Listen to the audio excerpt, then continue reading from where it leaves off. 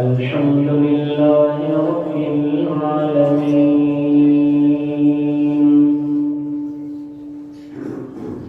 अल्हम्दुलिल्लाहिल्लज़ी अबदा Muhammadan अज़्कल आलमीन अशीरा व अरसलहु फरदन मिनल मुरसलीन व लम यजअल लहु नज़ीरा अरसलहु लिन्नासि शाहिदन व मुबश्शिरन व नज़ीरा व दा'iयन इलल्लाहि बिइज़निहि व सिराजन मुनीरा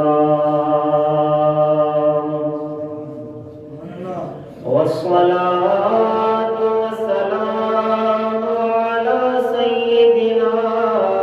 व सय्यिदिल अंबिया सय्यिदिना व मौलाना मुहम्मदिल मुस्तफा व अला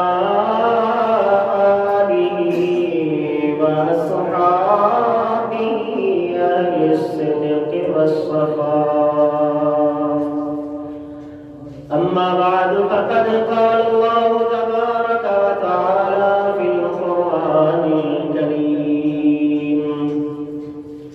أعوذ بالله من الشيطان الرجيم بسم الله الرحمن الرحيم وقضى ربك ألا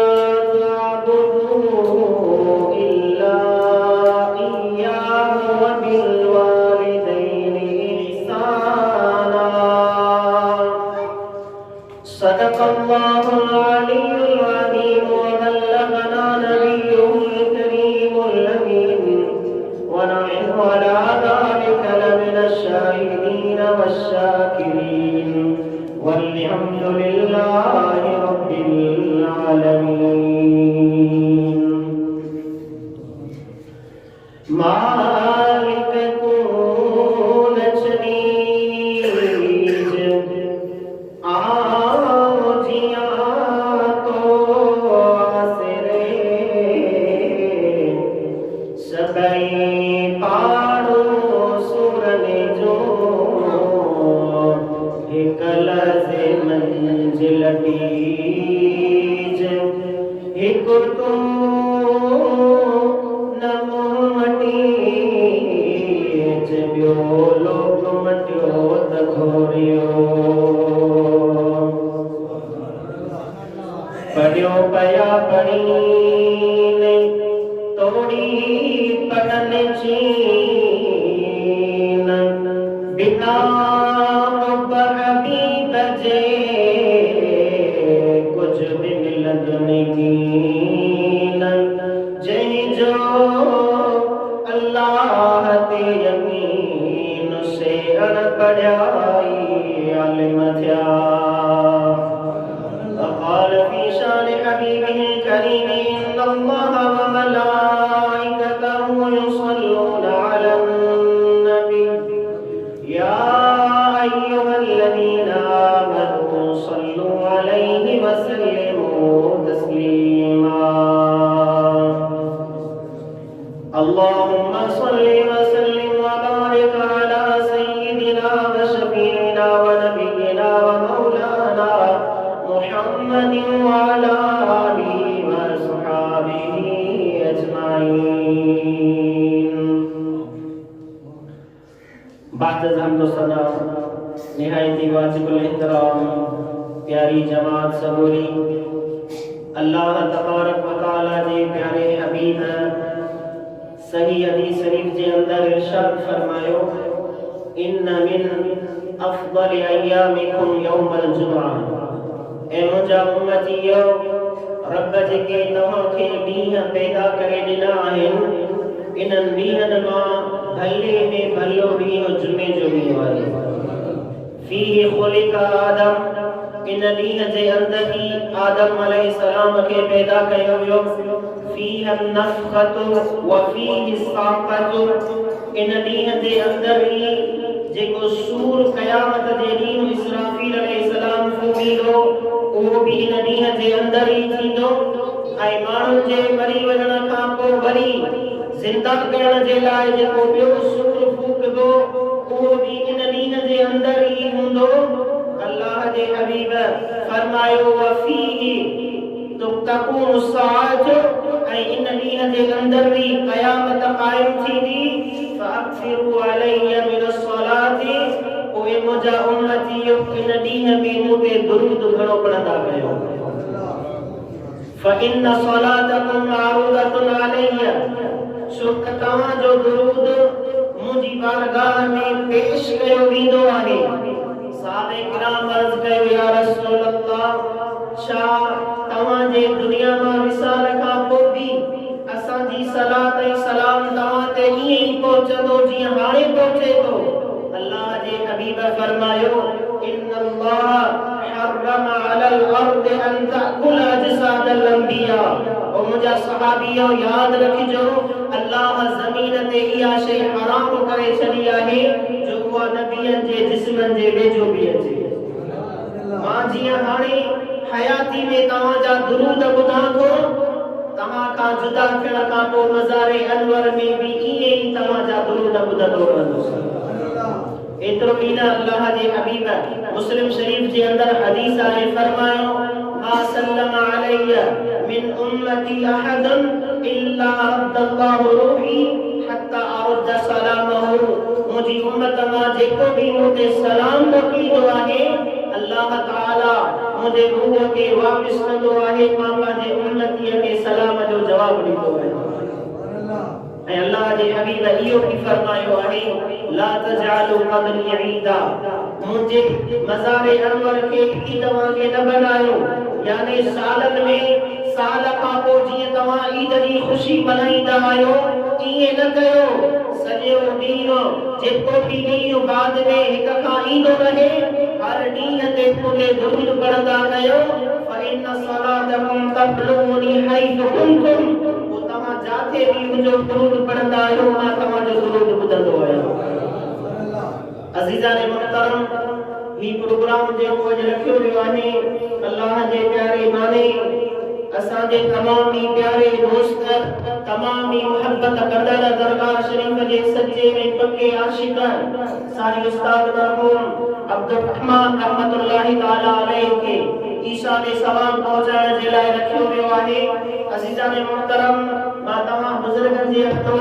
ईसा ने सवाब जे मुतालिक ऐं जेके मैयत जे पारां हुकूक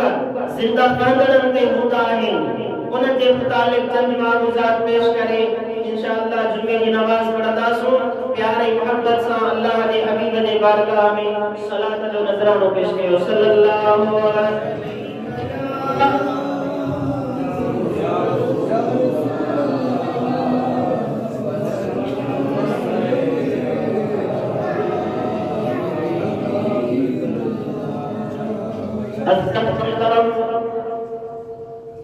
ईसा ने सवाब करणु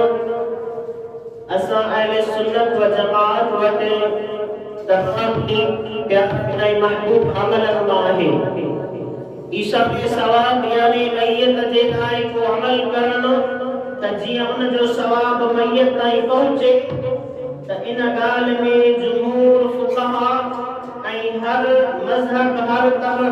तबक़े फ़िक्र जा माण्हू मुत्तफ़िक़ आहिनि त ॿ शयूं मैयत ताईं पहुचंदियूं आहिनि। हिकु मा तसब्बब बिही फी हयातिही ऐं ॿियो ग़ैर मा तसब्बब फी हयातिही। हिकु उन अमल जो सवाब मरकन वारे ताईं पहुचंदो आहे जंहिं अमल खे दुनिया जे अंदरि उन पाण कयो हुजे, ऐं नंबर ॿ उन अमल जो सवाब पहुचंदो आहे जंहिंजो सबब उहो पाण न बणियो हुजे, जंहिंजो सबब उहो मैयत न बणियो आहे। त उलमा जो इन ते बि इत्तिफ़ाक़ आहे त इन्हनि ॿिन्ही अमलनि जो सवाब मैयत ताईं पहुंचंदो आहे। अज़ीज़ान मोहतरम, जेको फुक़हा इकराम किताबन जे अंदर लिखियो त इंतिफाउ बिसबबिन, यानी उन अमल जो सवाब जंहिं अमल जो वो मैयत पंहिंजे हयातीअ में सबब बणियो हुयो, उहो आहे उन जो औलाद। उन जो औलाद उन जे लाइ सबब आहे जेके पंहिंजे हयातीअ जे अंदर वो दुनिया में छॾे वियो हुयो।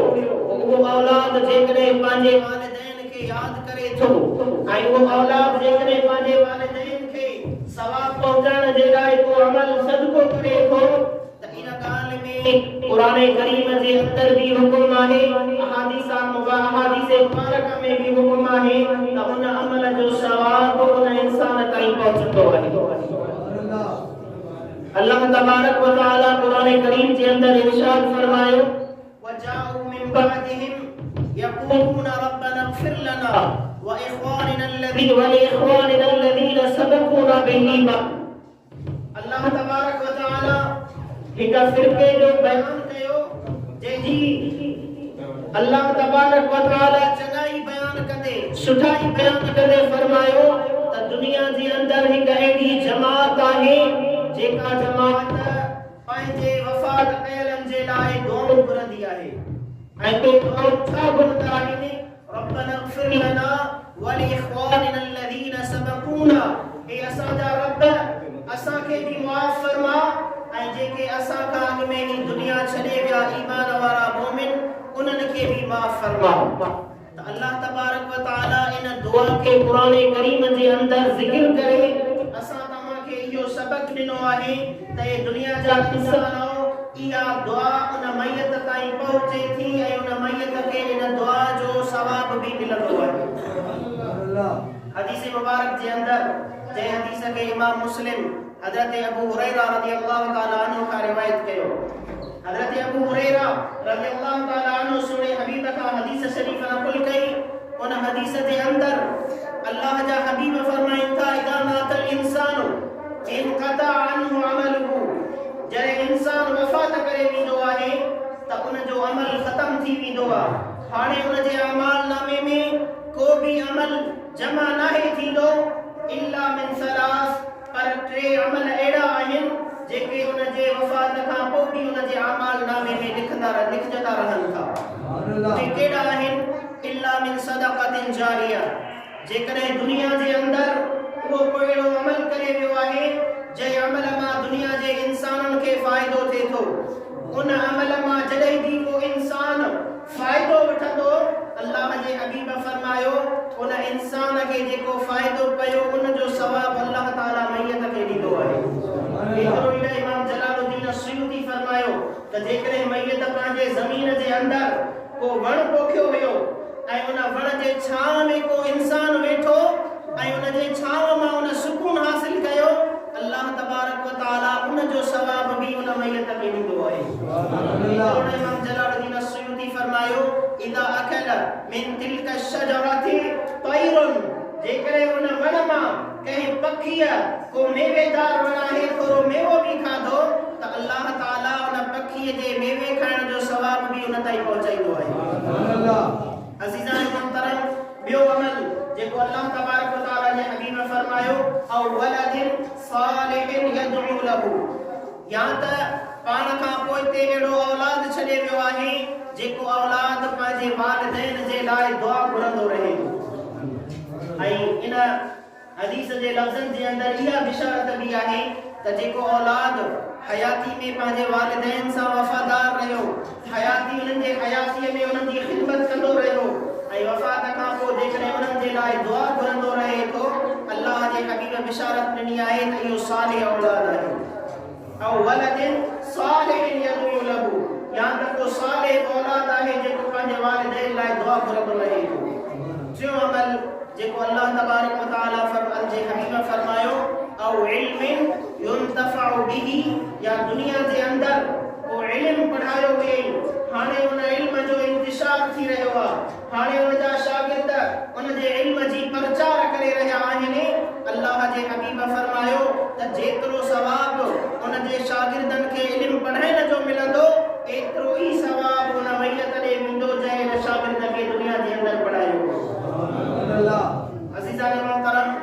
जेकर इन हदीस मुबारक ने ॾिसूं त जेके टे अमल ॿुधाया विया, सदक़े जारिया जे अंदर कंहिं मस्जिद जे अंदर मस्जिद ठाहिणो, या कंहिं मुसाफ़िरनि जे लाइ छांव जी जाइ ठाहिणो, कंहिं मदरसे जे अंदर अल्लाह जे दीन जी ख़िदमत करणु,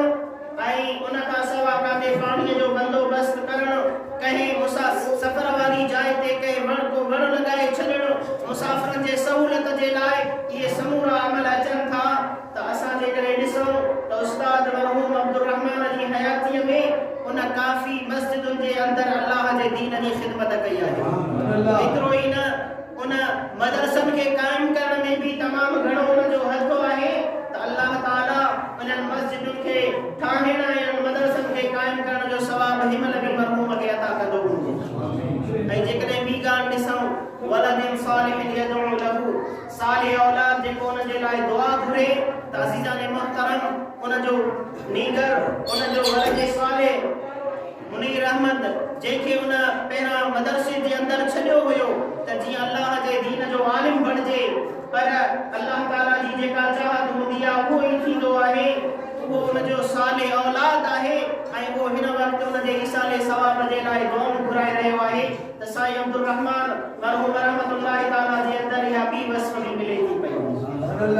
औ इल्म युंतफ़उ बिही, या दुनिया जे अंदर इल्म पढ़ाए वियो जंहिं इल्म मां नफ़ो थींदो रहे थो। त साईं पंहिंजी ज़िंदगी उस्ताद थी करे गुज़ारी आहे। त इहो हदीस मुबारक जे अंदर जेको टियों अमल आहे उहो बि ॾिसूं था त उनखे उन जो सवाब बि मिलंदो। अज़ीज़ान मोहतरम, इब्न माजा जे अंदर जेका हज़रत अबू हुरैरा खां ॿी हदीस आहे, उन हदीस जे अंदर वरी 7 शयुनि जो ज़िक्र आहे, जन 7 शयुनि जो सवाब मैयत ताईं पहुचंदो रहंदो आहे। हज़रत अबू हुरैरा फरमायो, इन्नमा यल्हक़ु बिल अब्दि व फी रिवायतिन बिल मुमिनि बाद मौतिही मिन अमलिही व हसनातिही, इंसान के मरी वञण खां पोइ उन जे हयातीअ वारे अमलनि ऐं नेकियुनि मां जिन शयुनि जो सवाब मिलंदो आहे उहो इल्मन अल्लमहु व नशर, दुनिया जे अंदर इल्म पढ़ाए फैलायो वे उन जो सवाब अल्लाह उन खे अता कंदो आहे। नंबर 2, औ मसहफन वरसहु, या कुरान करीम जो कंहिंखे वारिस बनाए वियो आहे, कुरान करीम जी तालीम ॾेई करे, या कुरान करीम काथे रखी वियो आहे, जेको बि उन खे कुरान करीम खे पढ़ंदो रब करीम उन खे उन जो सवाब अता कंदो आहे। औ मस्जिदन बनाहु, या दुनिया जे अंदर मस्जिद ठाहे वियो आहे, उन मस्जिद में अल्लाह जो ज़िक्र थे तो, नमाज कायम थे थी। अल्लाह जे हबीब फरमायो त जेतिरो उन मस्जिद जे अंदर नमाज पढ़ंदड़नि खे सवाब मिलंदो आहे, ओतिरो ई उन मरहूम खे भी मिलंदो आहे जेको इन दुनिया जे अंदर हयातीअ में मस्जिद ठाहे वियो हुयो। अज़ीज़ान मोहतरम, उदाहरण बनाहु लिब्न सबील, या को घर आहे जेको मुसाफ़िरनि जे सुकून जे लाइ ठहरायो वियो आहे, मुसाफ़िरनि खे सुकून पहुचाइण जे लाइ कंहिं घर जो इंतज़ाम करे वियो आहे, त रब करीम उन जो सवाब भी उन खे अता कंदो आहे। ऐं उदाहरण अकराओ, या दुनिया जे अंदर का पाणीअ जो बंदोबस्त करे वियो आहे, जितां का उञायल पाणी पीअनि था, अल्लाह ताला उन जो सवाब भी मैयत खे अता कंदो आहे। अल्लाह जे हबीब फरमायो, औ सदक़तन जारियतन अखरज मिन मालिही फी हयातिही, या पंहिंजे हयाती ऐं सेहत वारे ज़माने में जेकॾहिं उन को सदक़े जारिया कयो आहे, पंहिंजे माल मां सेहत ऐं हयातीअ वारे ज़माने में पंहिंजे घरां पंहिंजे पैसनि मां ख़र्च करे काशे ठहराई आहे, को सदक़े जारिया जो अमल कयो आहे, अल्लाह जे हबीब फरमायो, यलहकुल मुमिन बाद ममातिही, अल्लाह उन खे मरण खां पोइ भी उन जो सवाब अता कंदो आहे। अज़ीज़ान मुहतरम, असां अहले सुन्नत व जमात वटि कुरान करीम मां, अहादीस मुबारका मां ऐं फुक़हा जे कौलनि मां इहा ॻाल्हि साबित थिए थी त ईसाले सवाब करणु मुस्तहब अमल आहे ऐं उन अमल जो सवाब मैयत ताईं पहुचे थो पियो। ऐं ॿी ॻाल्हि त अल्लाह जे हबीब बाक़ी रहंदड़ वारिसनि खे हिन ॻाल्हि ते उभारियो बि आहे त जेके मैयत जा वारिस बाक़ी रहनि उहे उन जे लाइ सुठनि अमलनि जो सदक़ात जो बंदोबस्त कंदा रहनि। छाजे लाइ जो इन्नल मय्यित कल मुग़रक़ि, जॾहिं मय्यत वफ़ात करे वेंदो आहे दुनिया मां ऐं उन खे क़ब्र जे अंदर छॾियो वेंदो आहे, उन ज़ुल्मत अंधेरी वाले कब्र जे अंदर यंतज़िरु मिन वरसतिही मिन सदक़तिन औ दुआइन त वो मय्यत पंहिंजे वारिसनि जे तरफ़ां सदके ऐं दुआ जे इंतज़ार में ईंदो आहे। वो जॾहिं वारिस उन जे पारां को सदको कंदा आहिनि, वारिस उन जे पारां को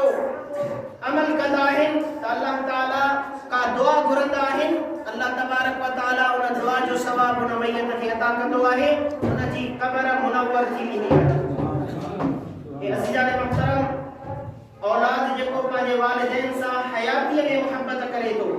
उन्हनि जे हयातीअ में उन्हनि सां सुहिणो सलूक करे थो, त उन में थी सघे थो त रिया कंदो हुजे, थी सघे थो वो पंहिंजे वालिदैन वटि पंहिंजा नंबर ठाहिण जे लाइ उन्हनि जी ख़िदमत कंदो हुजे, पर फुक़हा इकराम फरमायो आहे वालिदैन जे वफ़ात खां पोइ जेको औलाद पंहिंजे वालिदैन जे यादि में उन्हनि जे लाइ सदको करे थो, उन्हनि जे लाइ ख़ैरात करे थो, उन्हनि जे लाइ दुआ घुरे थो, इहो निहायती नेक ऐं अल्लाह वटि मक़बूल अमल आहे, जो त हाणे हू पंहिंजे पीउ खां ॿी का बि शइ नथो घुरे पियो, रुॻो इहो चाहे थो त अल्लाह हुन जे क़ब्र खे मुनव्वर करे छॾे। फुक़हा इकराम फरमायो आहे जेको उन जे वफ़ात खां पोइ वारो अमल आहे, इहो अमल ख़ालिस आहे ऐं अल्लाह ताला वटि बि जेको मक़बूल अमल आहे उहो ख़ालिस ऐं नेक नियतीअ वारो अमल आहे, उहो अमल वालिदैन जे वफ़ात खां पोइ बहितरीन आहे। अल्लाह तबारक व ताला कुरान करीम जे अंदर इरशाद फरमायो वक़ज़ा रब्बुक अल्ला तअबुदू इल्ला इय्याहु, अल्लाह तबारक व ताला इहो फ़ैसिलो फरमायो आहे त न इबादत कजो मगर उन जी, यानी रब करीम पंहिंजे बाननि खां इहा घुर कई आहे त मूंखां सवा कंहिंखे बि रब न बणाइजो, मूंखां सवा कंहिंखे बि पंहिंजो राज़िक, कंहिंखे बि पंहिंजो मालिक, कंहिंखे बि पंहिंजो रब न बणाइजो, व बिल वालिदैनि इहसाना, ऐं पंहिंजे वालिदैन सां सुहिणो सलूक कजो। मुफ़स्सिरीन इकराम फरमायो आहे त रब करीम पंहिंजी इबादत सां वालिदैन सां सुहिणे सलूक खे मिलाए करे बयान कयो आहे त यानी जेकी तरह रब जी इबादत माने ते लाज़िम आहे, साॻे तरीक़े सां ई माने ते वालिदैन जी ख़िदमत भी लाज़िम आहे। अॻिते अल्लाह तबारक व ताला वालिदैन जी ज़िंदगी के तक़सीम करे औलाद के हर ज़माने जे अंदर वालिदैन सां सुहिणो सलूक करण जो हुकुम ॾिनो आहे। अल्लाह ताला फरमायो इम्मा यबलुगन्ना इंदकल किबरा अहदुहुमा औ किलाहुमा फला तक़ुल लहुमा उफ़्फ़िन वला तनहरहुमा। ए इंसान वबिल वालिदैन इहसाना, जॾहिं तूं वॾो थी वञी ऐं उन्हनि सां सुहिणे सलूक करण जेतिरो थी उहे जवानी ऐं सिहत में हुजनि त उन्हनि सां सुहिणो सलूक कजां, उन्हनि सां सुहिणो रवैयो हलजां। इम्मा यबलुगन्ना इंदकल किबरा अहदुहुमा, जेकॾहिं उन्हनि मां को बि हिकु पोढ़ाइप खे पहुची वञे ऐं तूं ज़िंदा हुजी, औ खिलाहुमा या ॿई पोढ़ाइप खे पहुचनि, फला तक़ुल लहुमा उफ़्फ़िन, त मां पंहिंजे वालिदैन जे आॾो कॾहिं उफ़ बि न चइजां, वला तनहरहुमा, ऐं कॾहिं उन्हनि खे झिड़क बि न ॾिजां, वक़ुल लहुमा क़ौलन करीमा, ऐं पंहिंजे वालिदैन सां हमेशा नरम कलाम सां ॻाल्हाइजां। अल्लाह तबारक व ताला इन आयत जे अंदर औलाद खे वालिदैन सां पोढ़ाइप वारी हालत में सलूक करण जो रवैयो सेखारियो आहे त वालिदैन सां पोढ़ाइप वारी हालत में तोखे कीअं पेश अचणो आहे। जॾहिं तुंहिंजा वालिदैन पोढ़ाइप खे पहुचनि त उन वक़्तु पंहिंजे वालिदैन खे उफ़ बि न चइजां। इन उफ़ जो मतिलबु छा आहे? मुफ़स्सिरीन किराम फरमाइनि था त जॾहिं तुंहिंजा वालिदैन तोखे को कमु चवनि, उन कम खे पाण ते गरो समझी जेकॾहिं तो ईअं बि कयो त उफ़ हाणे इहो अमल मूंखां किथां थींदो, अल्लाह ताला तोखे ईअं करण खां बि मना कयो आहे। वला तनहरहुमा, कॾहिं बि उन्हनि खे झिड़क न ॾे। मुफ़स्सिरीन किराम फरमायो, इमाम मुतवल्ली शारावी फरमाए थो त जेकॾहिं तुंहिंजा वालिदैन पोढ़ाइप वारी हालत में बीमार हुजनि ऐं उन्हनि खे दवा जी ज़रूरत आहे ऐं उहे दवा खे पसंदि नथा कनि पिया ऐं तूं चाहीं थो त उन्हनि जो इलाज कराई, त उन वक़्तु बि पंहिंजे वालिदैन सां नरम कलाम सां ॻाल्हाइजां। जेकॾहिं उहे दवा खे पसंदि नथा कनि त तोखे कावड़जण जी ज़रूरत कान्हे का, उन्हनि खे प्यार ऐं मोहबत सां मञाए सघी त ठीकु आहे, न त उन्हनि सां कॾहिं बि झिड़क वारी हालत में सूरत में न ॻाल्हाइजां। तोड़े जो उन्हनि खे ज़रूरत आहे तॾहिं बि तूं उन्हनि सां न ॻाल्हाए जा। जहिड़ी तरह तूं नंढड़ो हुए ऐं तूं बीमार थींदो हुए ऐं बीमार थियण खां पोइ तोखे इलाज जी ज़रूरत हूंदी हुई, तूं चाहींदे हुए त तुंहिंजा वालिदैन तोखे इलाज कराईंदा हुया। जेकॾहिं तोखे पसंदि न हूंदो हुयो त तुंहिंजा वालिदैन तुंहिंजो इलाज बि न कराईंदा हुया। त मतां उनखे सुई लॻण ॾुखी लॻंदी हुजे, मतां उनखे दवा कौड़ी लॻंदी हुजे, त जीअं तुंहिंजे नंढड़े हूंदे तुंहिंजा वालिदैन तुंहिंजो ख़्यालु रखंदा हुआ, तोखे प्यार सां दवा कराईंदा हुया, ला तनहरहुमा, त पोइ तोखे लाज़िम आहे जॾहिं ॿोड़ा थी वञनि ऐं उन्हनि खे का दवा पसंदि नथी अचे पई त तूं बि उन्हनि सां उहो ई रवैयो कर जेको तोसां नंढे हूंदे कंदा हुया। अल्लाह तबारक व तआला अॻिते इंसान खे पखीअ जो मिसाल ॾींदे हुकुम फरमायो आहे वख़्फ़िद लहुमा जनाह अज़्ज़ुल्लि मिनर रहमा। ए इंसान पंहिंजे वालिदैन सां ईअं हुज जीअं पखी पंहिंजे औलाद जे लाइ, पखी पंहिंजे बचन जे लाइ पंहिंजा पर विछाईंदो आहे, तूं पंहिंजे वालिदैन जे लाइ रहमत जा पर ईअं विछाए छॾींदो आहे।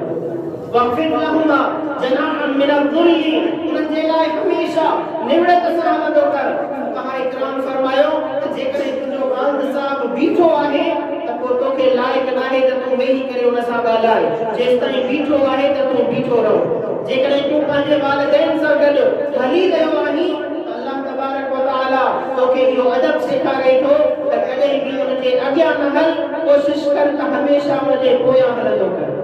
वक़्फ़िद लहुमा जनाह अज़्ज़ुल्लि मिनर रहमा, उन्हनि जे लाइ हमेशा निवड़त वारे पर खे झुकायो रखो। ऐं अल्लाह तबारक व तआला जॾहिं ॿुढ़ाइप खां पोइ उहे विसाल करे वञनि त पोइ अल्लाह ताला असांखे फरमायो आहे त पोइ उन्हनि सां कहिड़ो रवैयो करियो। अल्लाह तबारक व तआला फरमायो वक़ुल रब्बिरहमहुमा कमा रब्बयानी सगीरा। ए इंसान पोइ चवंदो कर ए मुंहिंजा रब उन्हनि ते रहम फरमा जीअं नंढे हूंदे उन्हनि मूं ते रहम फरमायो। इमाम बैहक़ी शुअब ईमान के अंदर हदीस शरीफ नकुल कई। हजरत इब्न अब्बास इन हदीस के नकुल कयो। पाण करीम फरमायो मन अस्बह मर्दियन लि अबवैहि, तवा मा जे भी सुबह कयो ऐं उन सुबह ते उन सा वालिदैन राज़ी हुया, अस्बह लहु बाबान इलल जन्नह, त रब करीम उन जे लाइ जन्नत जे तरफ दरवाजा खोले छॾींदो आहे। व इन कान वाहिदन फवाहिदन, जेकॾहिं उन जे वालिदैन मां को हिकु ज़िंदा आहे ऐं उहो उन खां राज़ी आहे सुबुह जे टाइम, त रब करीम उन जे लाइ जन्नत जो दरवाज़ो खोले छॾींदो आहे। वमन अमसा मिस्ल ज़ालिका, ऐं जेकॾहिं शाम जो टाइम थियो वरी पंहिंजे वालिदैन खां जॾहिं उन जा वालिदैन उन खां राज़ी रहिया, अस्बह लहु बाबाने इलल जन्नति, त रब करीम शाम जे टाइम भी उन जे लाइ जन्नत जा दरवाजा खोले छॾींदो आहे। व इन कान वाहिदन फवाहिदा, जेकॾहिं अकेलो आहे त अकेलो दरवाज़ो। वमन अस्बह मुस्खितन लि अबवैहि, ऐं जंहिं सुबुह कयो इन हाल में त उन जा वालिदैन उन खां नाराज़ हुया, अस्बह लहु बाबान इलन नार, रब करीम उन जे लाइ जहन्नम जा दरवाजा खोले छॾींदो आहे। व इन कान वाहिदन फवाहिदन, जेकॾहिं उन जो माउ पीउ मां अकेलो को ज़िंदा आहे ऐं उन खे सुबुह जो नाराज़ कयो अथई, रब करीम जहन्नम जो दरवाज़ो उन लाइ खोले छॾींदो आहे। वमन अमसा मिस्ल ज़ालिका, शाम जे टाइम भी ईअं थींदो आहे। अज़ीज़ाने मुहतरम, पंहिंजे वालिदैन खे हयातीअ में उन्हनि खे ज़िंदा हालत में उन्हनि खे राज़ी करे उन्हनि खे ख़ुशि करण जी कोशिश कयो। बुखारी शरीफ जे अंदर इमाम बुखारी एक हदीस शरीफ आंदी त अल्लाह जा हबीब डाकण मस्जिद नबवी जे मिंबर ते चढ़िया, पाण मिंबर जे डाके पीरे ते पैर रखी करे आमीन चयाऊं, वरी ॿिए डाके ते पैर रखी करे आमीन चयाऊं, वरी टे डाके ते पैर रखी करे आमीन चयाऊं। जॾहिं पाण मिंबर ते बीठा साहबे किराम अर्ज़ कयो या रसूल अल्लाह, तव्हां मिंबर ते चढ़ो पिया, पीरे डाके ते पैर रखण महिल बि तव्हां आमीन कयो, ॿिए डाके ते पैर रखण महिल बि तव्हां आमीन कयो, टे डाके ते पैर रखण महिल बि तव्हां आमीन कयो, सुना हबीब तव्हां इहो छा लाइ अमल कयो? अल्लाह जे हबीब फरमायो जॾहिं मां पीरे डाके ते पैर रखियो अतानी जिब्रील, मूं वटि जिब्रील आयो ऐं जिब्रील मूंखे इहो चयो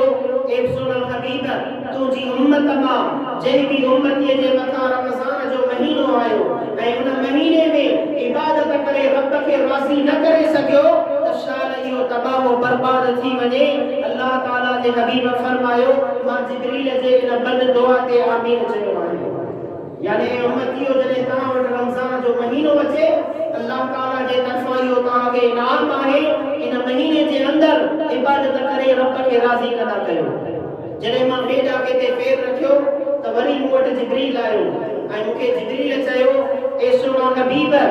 तुंहिंजे साम्हूं जंहिंजो बि नालो खयो वियो हुजे ऐं उन तो ते दुरूद न पढ़ियो हुजे त उहो तबाह व बर्बाद थी वञे। अल्लाह जी हबीब फरमायो आमीन। अल्लाह जे हबीब फरमायो मां जिब्रील जे इन बद दुआ ते आमीन चयो त जंहिं बि मुंहिंजे उम्मतीअ जे अॻियां मुंहिंजो नालो खजे त लाज़िम आहे त उहो मूंखे दुरूद शरीफ़ पढ़े।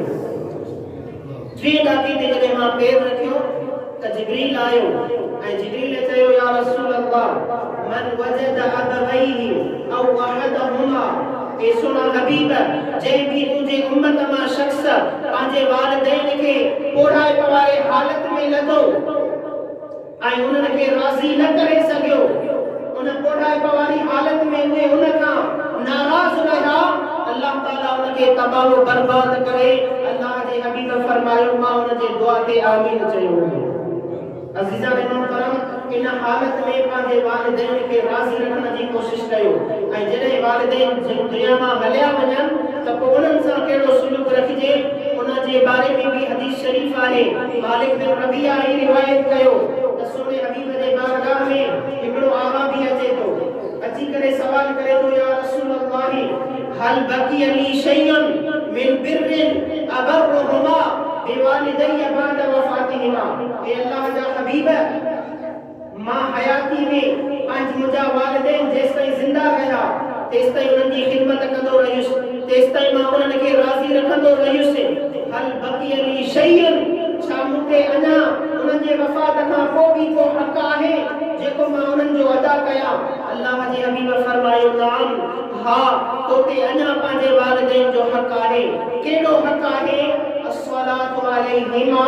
उन्हनि जे लाइ हमेशा दुआ घुरंदो कर वल इस्तिग़फार लहुमा उन्हनि जे लाइ हमेशा रब खां माफ़ी घुरंदो कर व इनफाज़ अहदिहिमा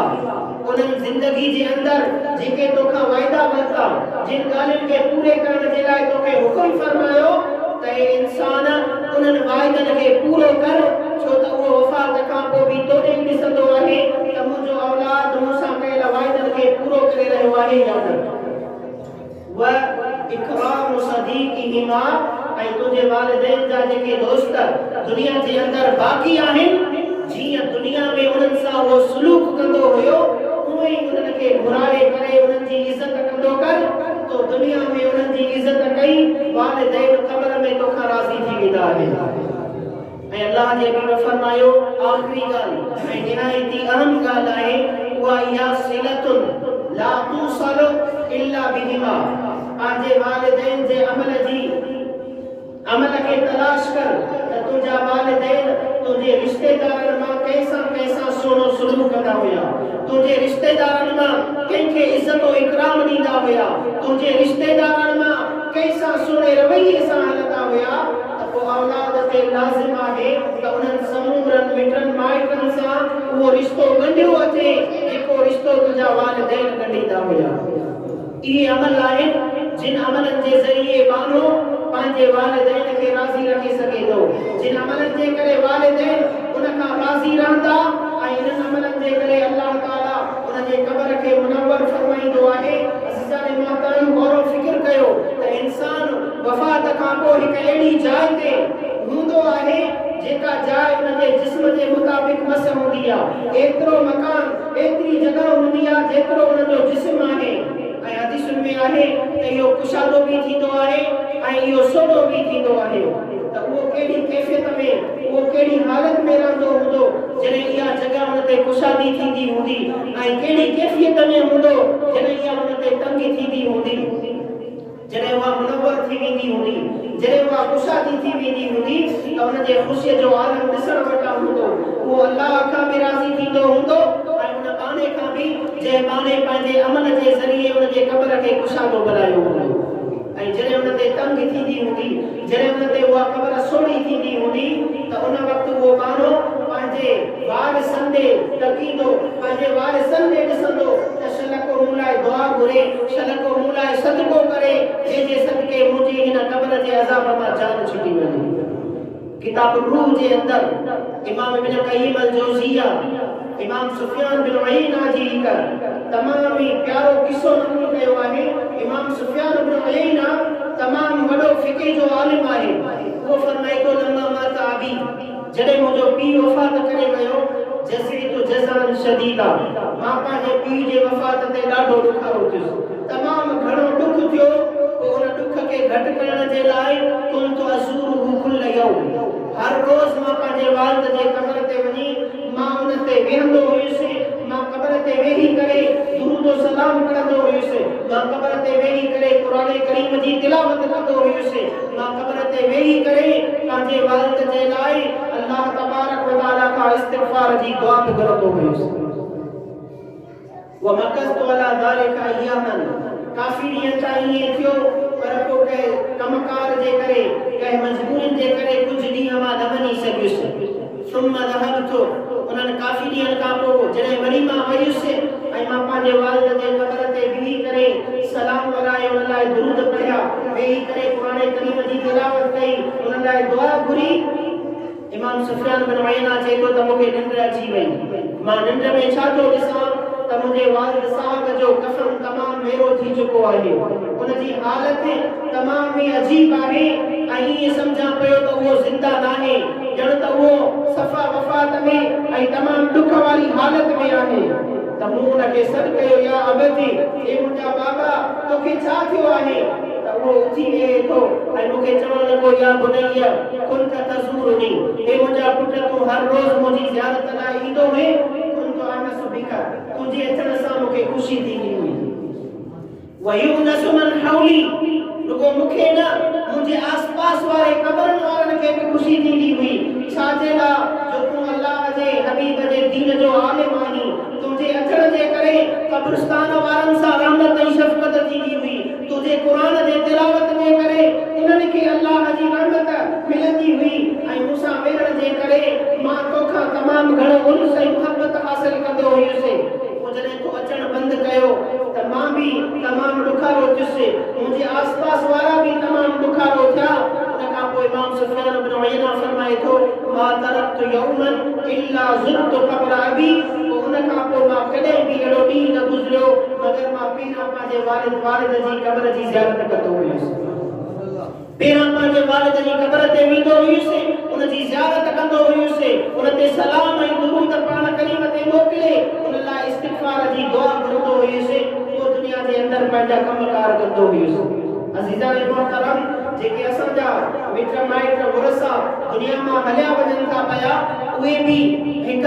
आलम जे अंदरि आहिनि आलम बरज़ख जे अंदरि आहिनि। उन्हनि सां बि अल्लाह जे हबीब असां तव्हांखे मुलाक़ात लाइ हुकुम फरमायो आहे त उते वञो। एतिरो ई न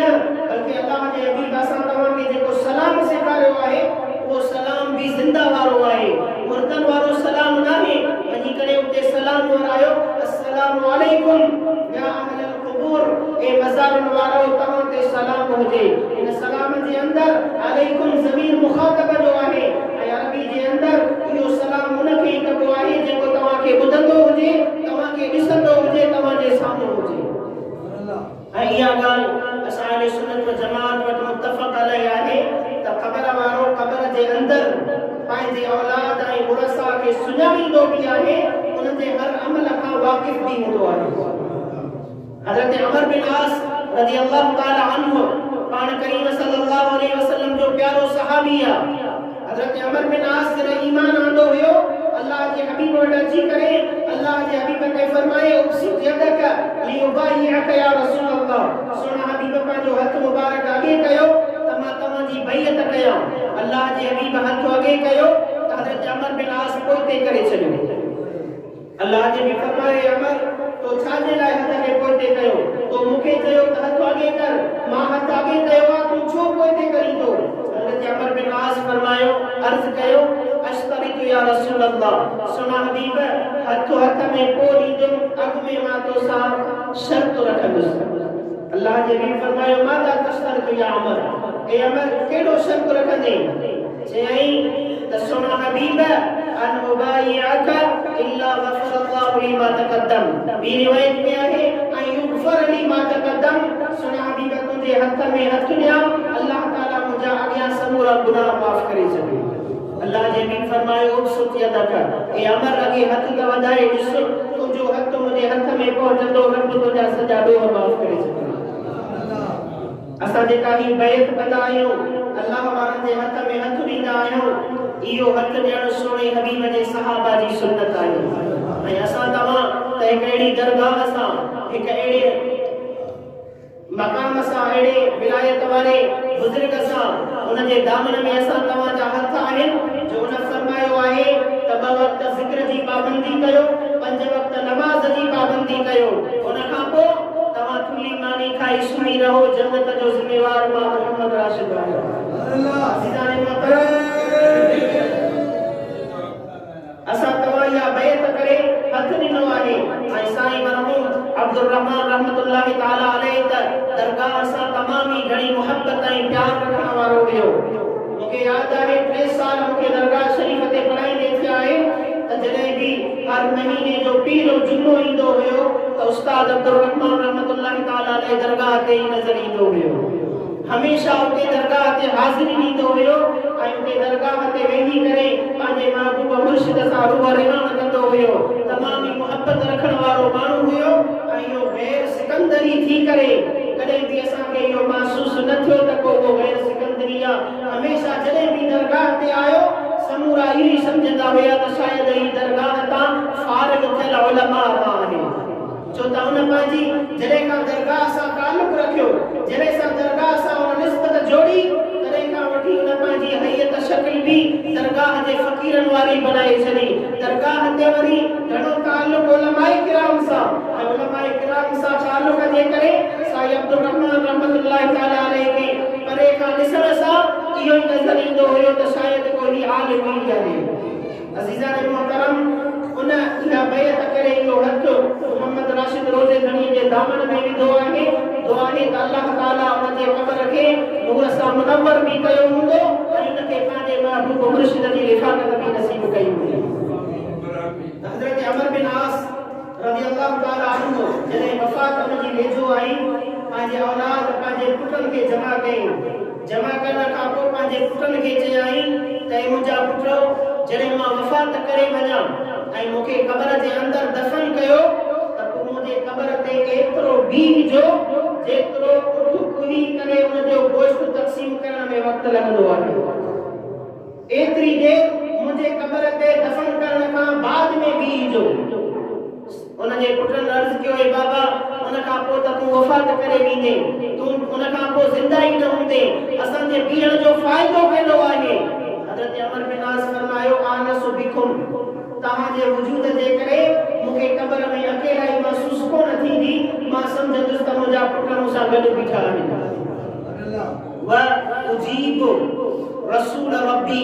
रब जा जेके फ़रिश्ता मूंखां सवाल कंदा उन्हनि सवालनि जा जवाब ॾियण में मूंखे आसानी थींदी छो त तव्हांजे हूंदे उन्हनि फ़रिश्तनि जो रोब मूंखे कोन बीहंदो